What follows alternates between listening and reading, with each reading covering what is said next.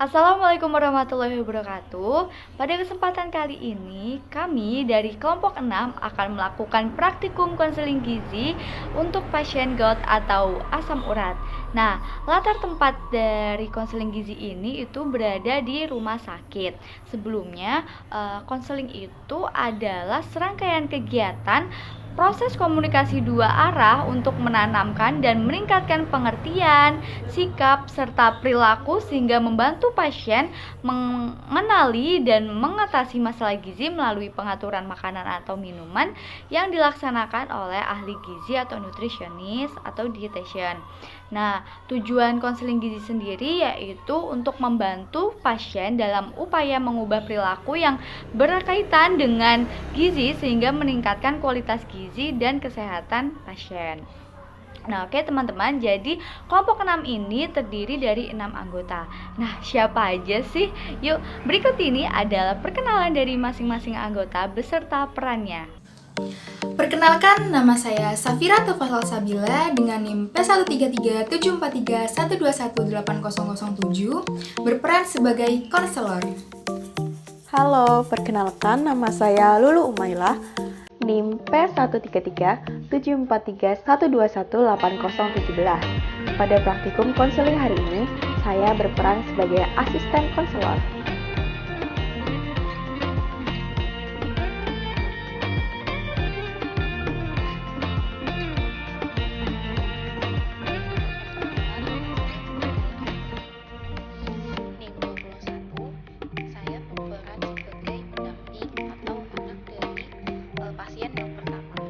Assalamualaikum warahmatullahi wabarakatuh. Perkenalkan, nama saya Malina Hudalaili, NIM 6072. Saya berperan sebagai pasien 2. Halo, perkenalkan nama saya Anindita Dea Pratiwi, NIM P1337431218003. Di praktikum konseling gizi kali ini, saya berperan sebagai moderator. Oke teman-teman, jadi praktikum konseling gizi ini itu dibagi menjadi 2 kasus. Nah, untuk kasus yang pertama ini adalah pasien yang belum pernah mendapatkan konseling gizi sebelumnya. Nah, gimana sih konseling gizinya, seperti apa? Langsung saja yuk, selamat menyaksikan.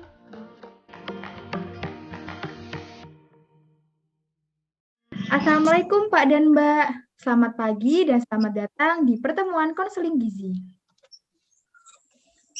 Waalaikumsalam, pagi Mbak. Baik, perkenalkan nama saya Safira. Di sini saya sebagai ahli gizi di rumah sakit ini. Lalu rekan saya.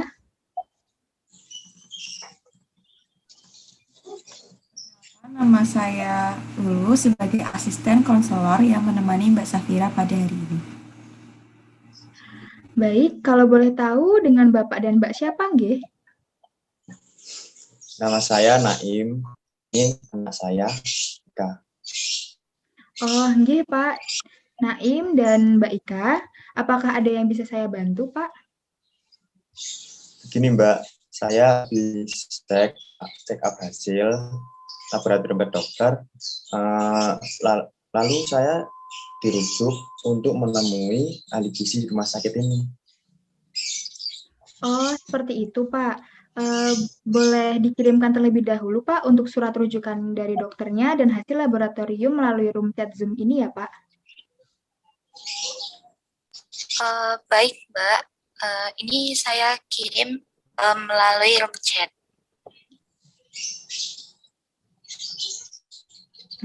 Ya baik, sudah masuk. Terima kasih, Mbak Ika. Maaf sebelumnya, Pak. Saya mau bertanya, apakah Bapak Naim pernah mendapatkan konseling gizi sebelumnya? Belum pernah, Mbak. Ini baru pertama kali saya datang konseling. Makanya ditemani sama anak saya, takut ada yang terlewat, soalnya saya juga sudah mulai pelupa juga. Ya, Mbak. Baik Pak, karena ini merupakan konseling pertama Bapak, jadi di sini saya akan menyampaikan tujuan dari konseling pada hari ini.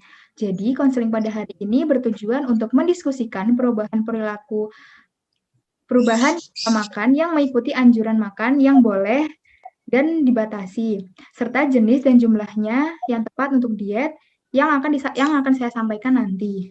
Kira-kira konseling ini akan menyita waktu kurang lebih sekitar 15 menit. Apakah dari Bapak dan Mbak bersedia? Iya, Mbak. Baik, Pak, karena Bapak bersedia, saya harap Bapak Naim dan Mbak Ika dapat bekerja sama dengan saya demi keberhasilan proses konseling ini. Kita mulai, nggih, Pak dan Mbak. Nggih, Mbak. Iya, Mbak. Kalau boleh tahu, keluhan apa yang Bapak rasakan akhir-akhir ini? Gini, Mbak, selama seminggu ini, saya tuh merasa nyeri di bagian jempol kaki. Rasanya tuh panas, lalu warnanya juga kemerah. Jadi, saya kesulitan buat jalan. Bapak juga akhir-akhir ini tidak doyan makan, Mbak, karena setiap makan selalu nggak habis.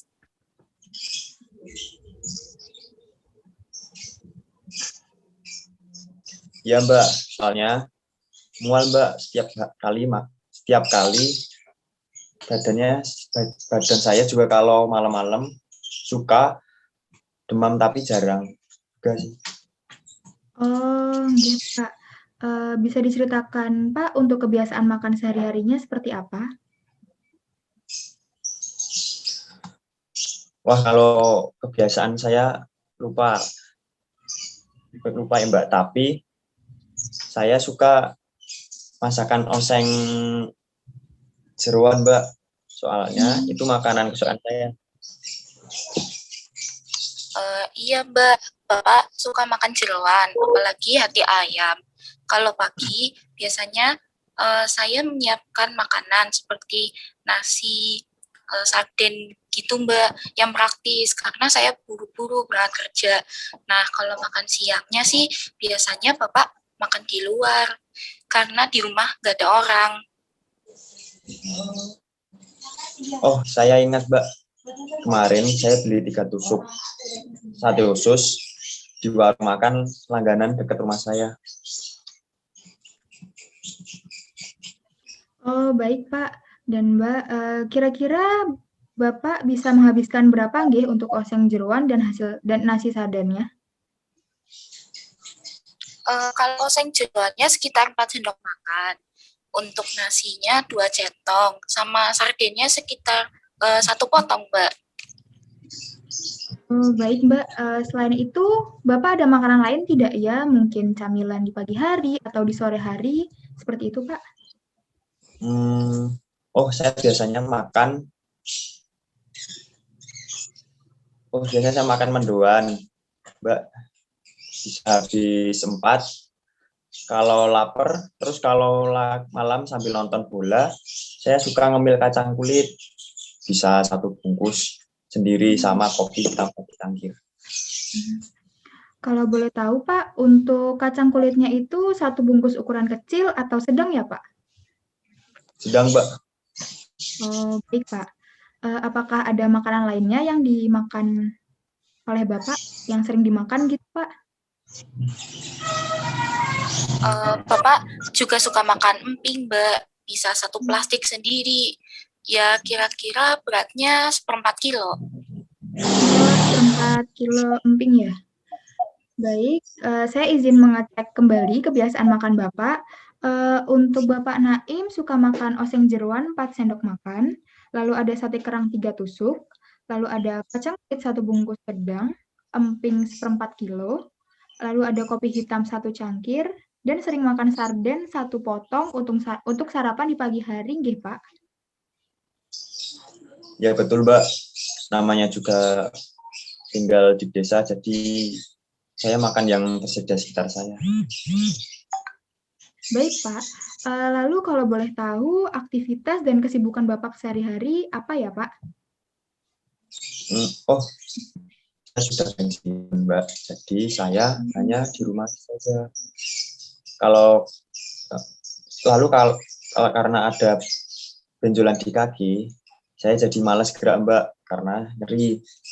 Tapi dulu saya kalau pagi senang jalan kaki sambil menikmati udara segar bersama anak saya. Seperti itu. Baik, Pak. Setelah mendengar penjelasan dari Bapak Naim dan Mbak Ika, di sini saya amati bahwa Bapak sering makan makanan yang tinggi purin, seperti kerang, otak, jeroan, dan emping.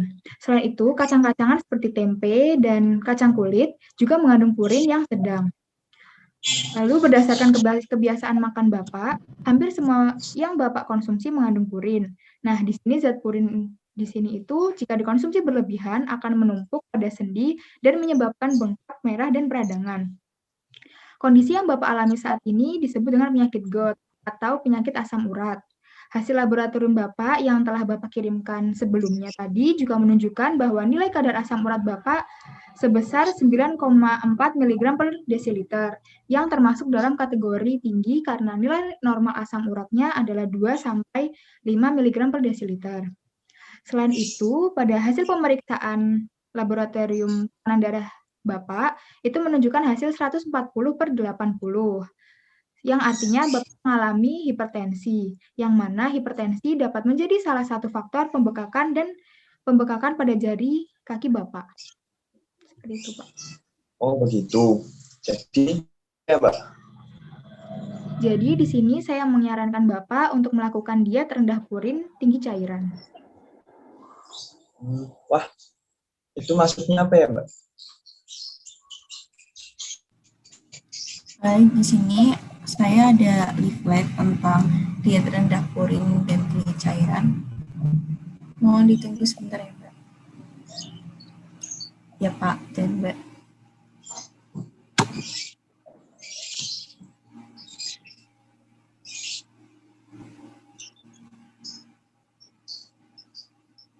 Apakah sudah terlihat?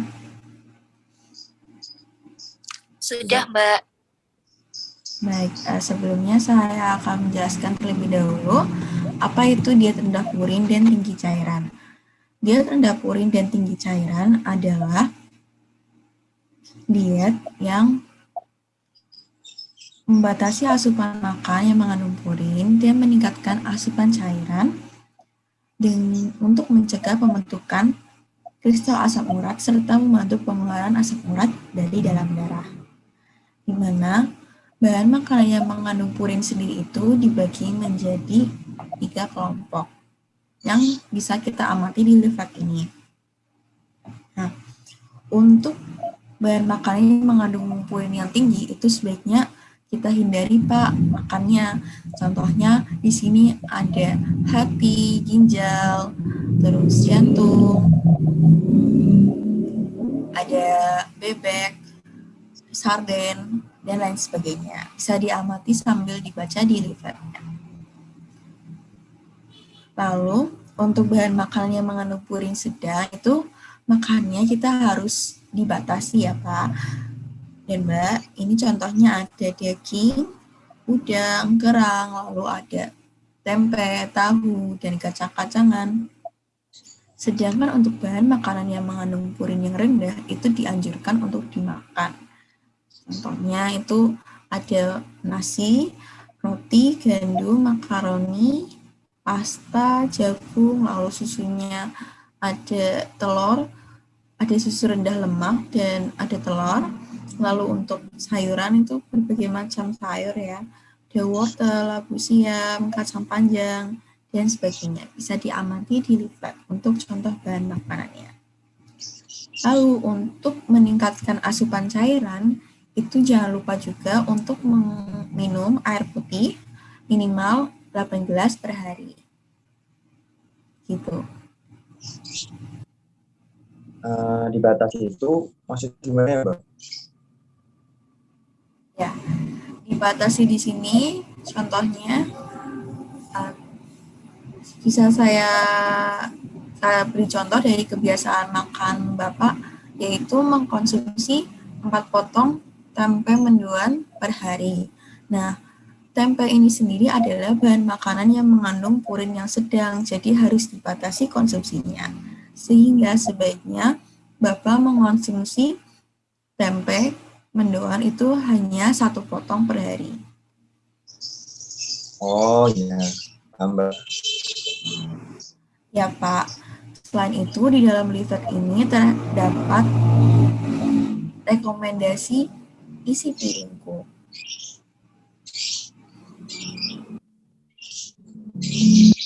Nah ini ya Pak, bisa terlihat. Ya, bisa Mbak.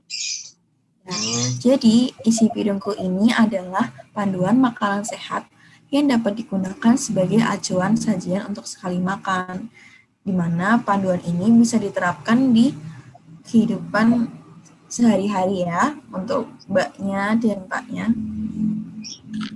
Iya, Mbak, akan saya usahakan. Nah, selain itu, untuk pengolahan makanannya, sebaiknya makanannya itu tidak digoreng, karena makanan yang digoreng juga dapat memperparah kondisi gout, karena konsumsi minyak dapat menghambat pengeluaran asam urat dari dalam tubuh. Oh alah, berarti kebiasaan Bapak yang suka makan gorengan juga jadi penyebab ya, Mbak? Lalu, apakah ada saran pengolahan makanannya, Mbak? Ya, ada. Yaitu dengan cara mengolah makanan dengan direbus, lalu dikukus, diungkep, atau membuat tumisan, memanggang, atau membuat pepes. Oh, baik, Mbak.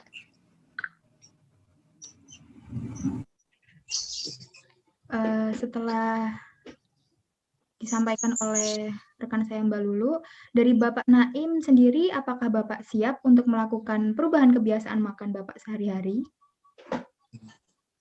Nah itu Mbak, agak sulit.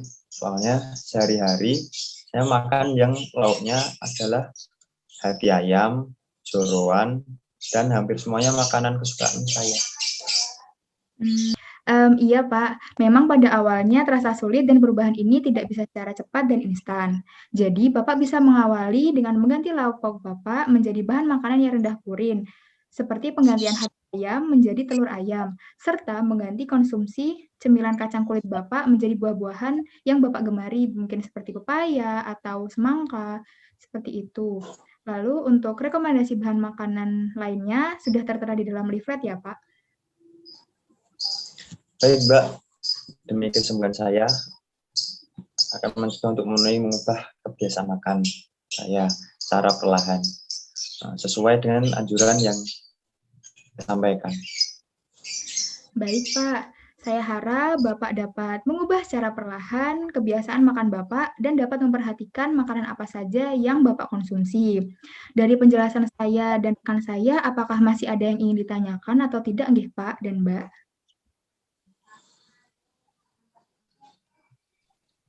Nggak ada, Mbak. Ya Mbak. Baik, untuk konseling hari ini sudah cukup sampai di sini, dan untuk konseling selanjutnya kita jadwalkan 2 minggu lagi ya Pak. Nanti untuk H-2 sebelum diadakan konseling akan kami hubungi kembali oleh admin gizi kami, rumah sakit kami, untuk menginformasikan jadwal konseling selanjutnya. Terima kasih atas waktunya Pak Naim dan Mbak Ika. Baik Mbak, kalau begitu saya pamit dulu ya. Terima kasih. Terima kasih banyak, Mbak. Baik, sama-sama Pak dan Mbak. Semoga sehat selalu. Sehat selalu. Ya, makasih. Jadi itu tadi konseling gizi dari kasus 1.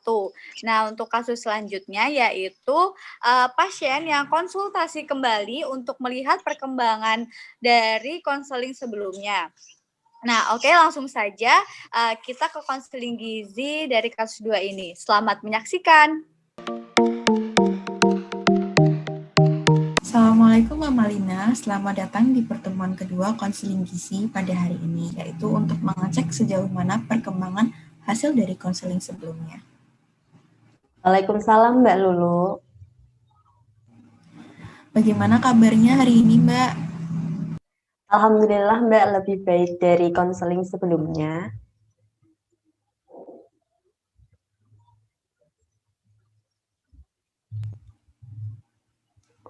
Baik, Alhamdulillah saya turut senang mendengar kabar Mbak.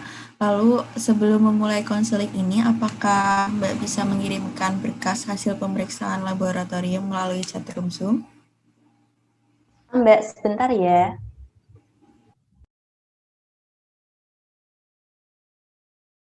Sudah ya, Mbak? Baik, saya cek terlebih dahulu ya.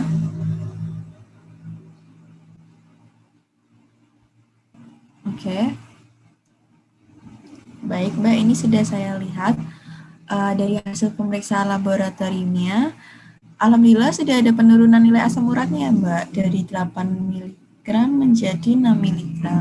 Nah, lalu dari Mbak sendiri selama 2 minggu ini, apakah ada keluhan yang dirasakan? Jauh ini sih, Alhamdulillah saya sudah mulai bisa berjalan ya, Mbak. Tapi kalau berjalan terlalu lama, saya masih ada nyeri di bagian lutut. Tapi kalau kemerahannya sudah mulai memudar dan bengkaknya agak sedikit mereda. Baik, Mbak. Lalu boleh diceritakan, Mbak, untuk kebiasaan makan Mbak selama 24 jam kemarin, mulai dari bangun tidur hingga tidur kembali. Baik, Mbak. Pagi hari itu saya makan lontong sayur khas Padang ya, Mbak, karena saya lagi kangen sama kampung halaman. Kemudian siangnya saya makan nasi putih, sop daging, sama buah melon. Kemudian malam harinya saya makan telur ceplok sama nasi, Mbak.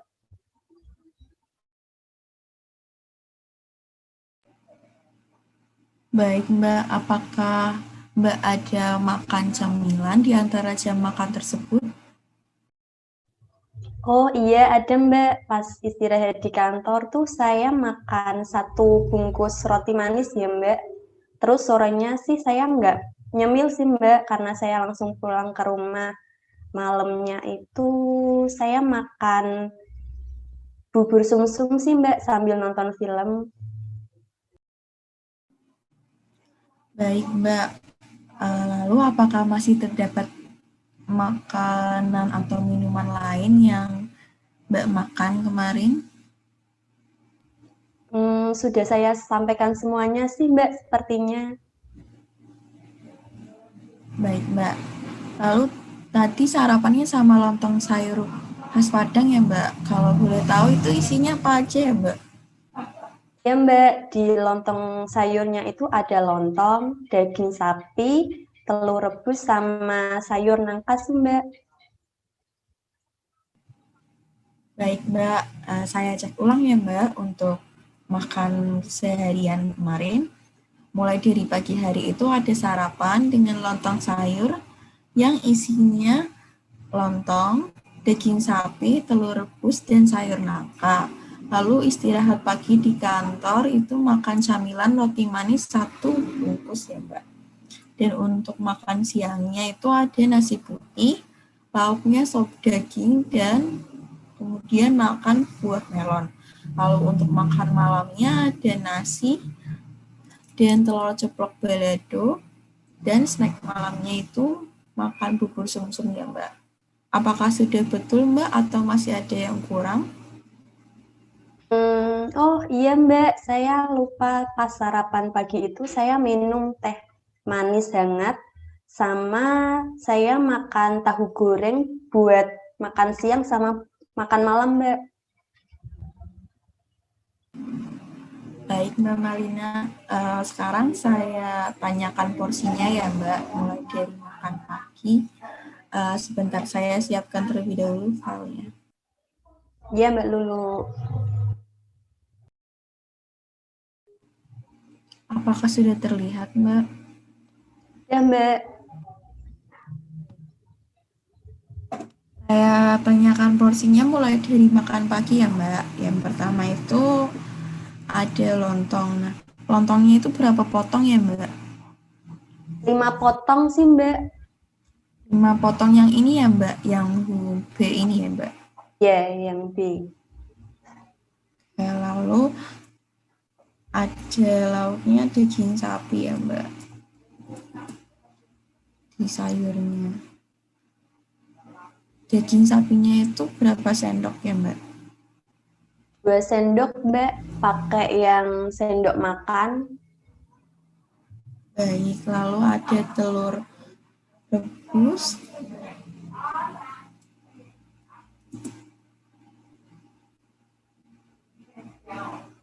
Untuk telur rebusnya benar porsinya segini, Mbak? Ya, Mbak, 1 buah itu, tapi nggak ada sambelnya. Tanpa sambal ya, Mbak. Lalu ada sayur nangka juga.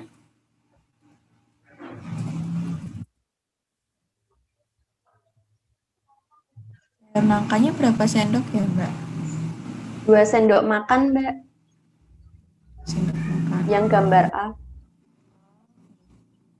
2 sendok makan yang A ya, Mbak. Lalu sekarang untuk makan siangnya.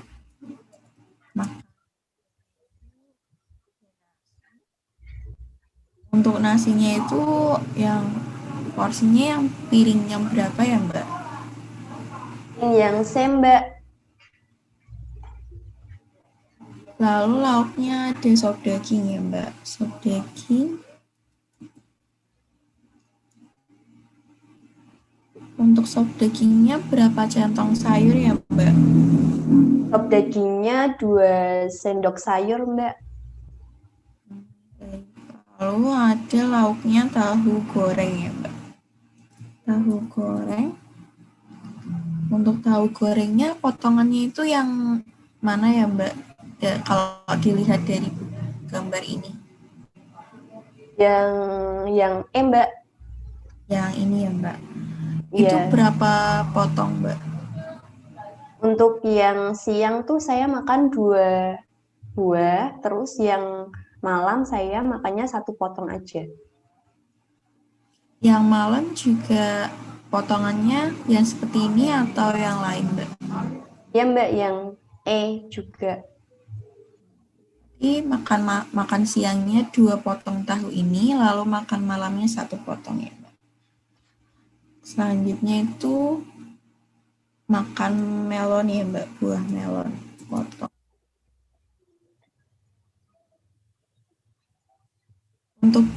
Untuk melonnya sendiri yang berapa, Mbak? Yang Potongannya. 1 buah sedang itu, Mbak, yang gambar A. Nah, ini ya, Mbak. Ya. Habis ya, Mbak. Lalu makan malam ya, Mbak. Sekarang lanjut ke makan malam itu sama nasi juga. Untuk porsinya yang piring keberapa, Mbak?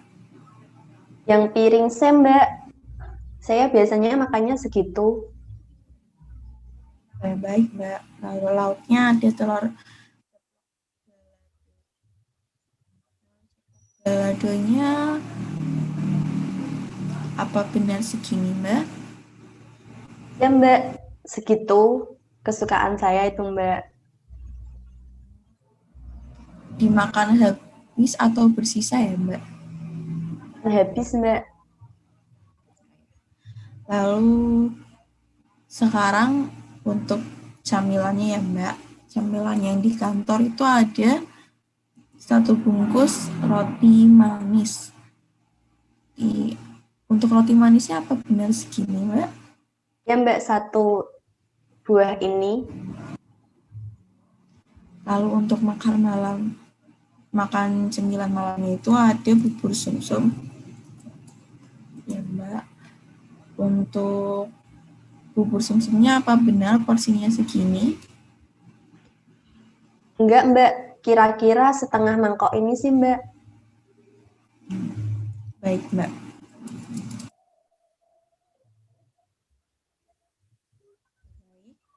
Mbak Malina, sekarang saya analisis dulu hasil recall-nya. Sembari menunggu ini saya kirimkan leaflet melalui room chat ya.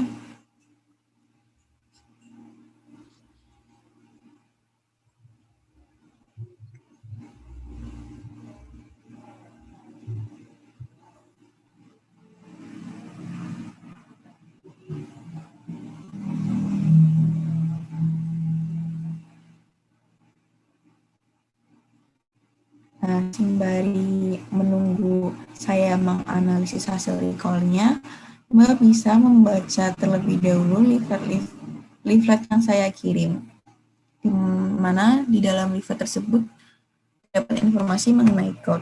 Lalu jika ada pertanyaan, bisa ditanyakan langsung nih kepada rekan saya, Mbak Safira.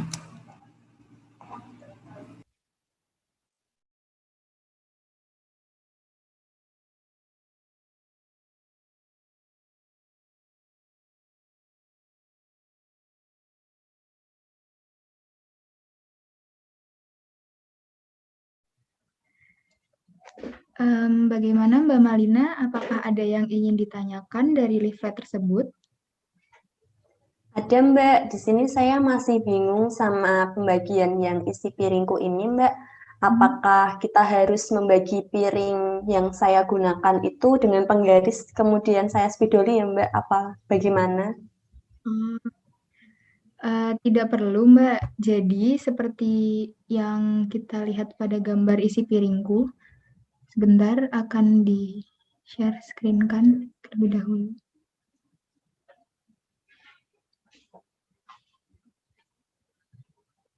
Nah, sudah terlihat ya.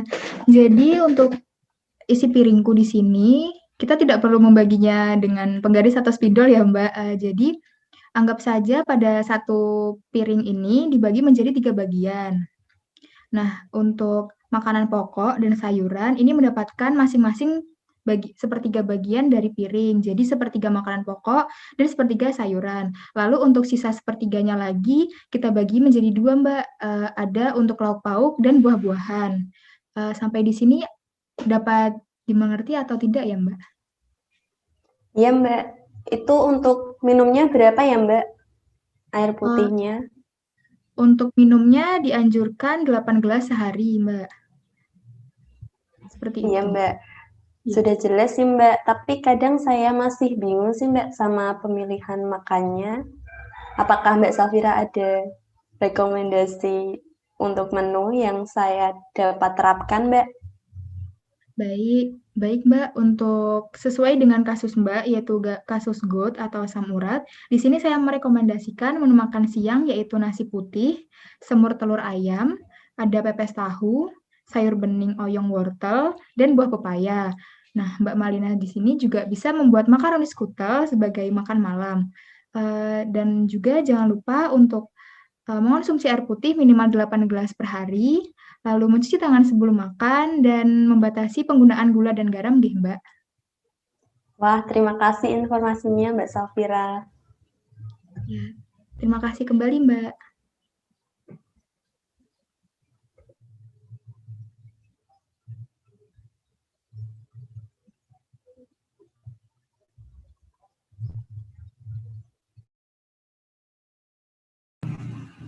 Baik Mbak, ini hasil recall-nya sudah keluar. Sebentar ya, saya share screen terlebih dahulu.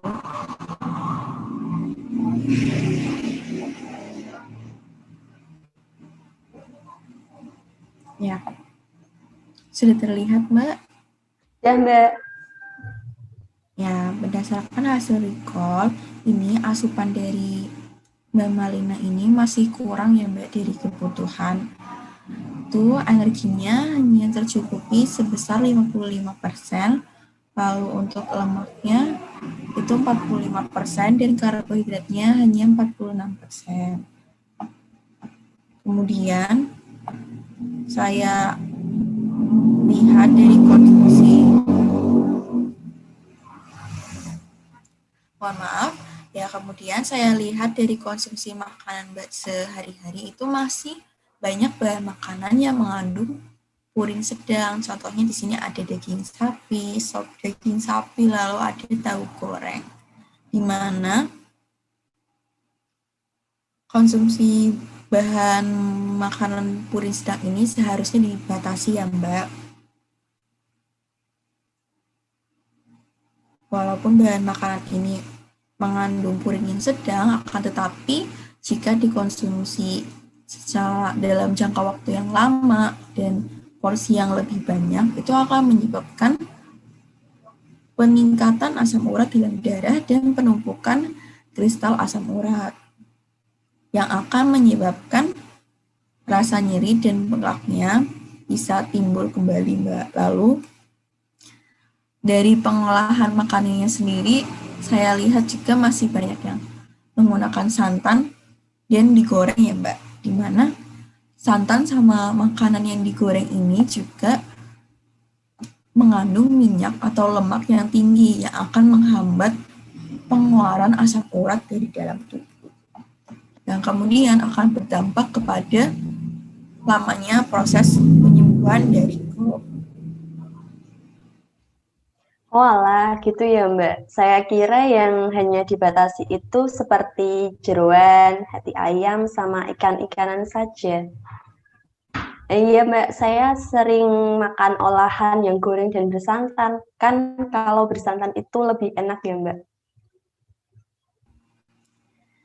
Ya Mbak, sebaiknya untuk pengolahan makanan itu kita bisa pilih makanan yang diolah dengan direbus, dikukus, lalu ditumis. Bisa juga memilih makanan yang diolah dengan cara dipanggang atau dibuat menjadi pepes. Kedepannya, sebisa mungkin saya akan membatasi bahan makanan yang bergoreng dan bersantan ya Mbak. Betul Mbak, lalu jangan lupa juga untuk membatasi makanan yang mengandung purin sedang dan menghindari bahan makanan yang mengandung purin tinggi. Nah, apakah Mbak Malina masih ingat bahan makanannya apa saja? Ya Mbak, bahan makanan yang dihindari itu ada otak, jeroan, hati. Terus kalau tidak salah tuh pas konseling pertama dulu itu ada bebek sama kerang ya Mbak. Dan untuk yang dibatasi itu ada tahu, tempe, sama daging ya Mbak, kalau nggak salah. Ya, sudah betul. Lalu selain tahu, tempe, dan daging, untuk bahan makanan purin sedang yang perlu dibatasi itu contohnya ada ikan, ayam, udang, lalu kacang kering, bayam, daun singkong, kangkung, daun, dan biji melinjo. Lalu jangan lupa untuk meningkatkan asupan cairan sehari itu, jangan lupa minum air putih minimal 8 gelas per hari. Ya, baik Mbak Lulu. Lalu apakah ada yang ingin ditanyakan lagi, Mbak? Sepertinya sudah tidak ya Mbak, saya sudah cukup jelas. Baik Mbak, saya harap Mbak Malina dapat mengubah secara perlahan kebiasaan makan Mbak dan tetap memperhatikan makanan apa saja yang Mbak konsumsi. Lalu untuk konseling selanjutnya, saya jadwalkan 2 minggu ke depan ya Mbak. Untuk proses konseling hari ini sudah selesai. Lalu saya mohon maaf apabila ada kekurangan dari perkataan saya dan kurang berkenan. Semoga Mbak Malina cepat sembuh dan sampai ketemu 2 minggu mendatang untuk konseling selanjutnya. Terima kasih Mbak Malina. Ya baik Mbak Lulu, kalau begitu saya pamit dulu ya Mbak. Terima kasih. Baik, sama-sama. Semoga sehat selalu Mbak. Semoga sehat selalu Terima Mbak. kasih. Nah, baik, jadi itu tadi hasil konseling dari kelompok 6 dan dapat disimpulkan bahwa pada pasien pertama setelah mendapatkan konseling, dia bersedia untuk mengubah pola makan seperti yang sudah dianjurkan oleh konselor dan akan datang konseling kembali setelah 2 minggu. Nah, untuk pasien yang kedua, itu setelah mendapatkan konseling sebelumnya, ternyata terdapat perubahan pada hasil lab dan peningkatan pengetahuan tentang gizi. Oke teman-teman, jadi itu tadi hasil konseling dari kelompok 6. Sekian, mohon maaf jika ada kesalahan kata dan perbuatan dari kelompok kami. Saya tutup, terima kasih. Wassalamualaikum warahmatullahi wabarakatuh. Terima kasih. Terima kasih.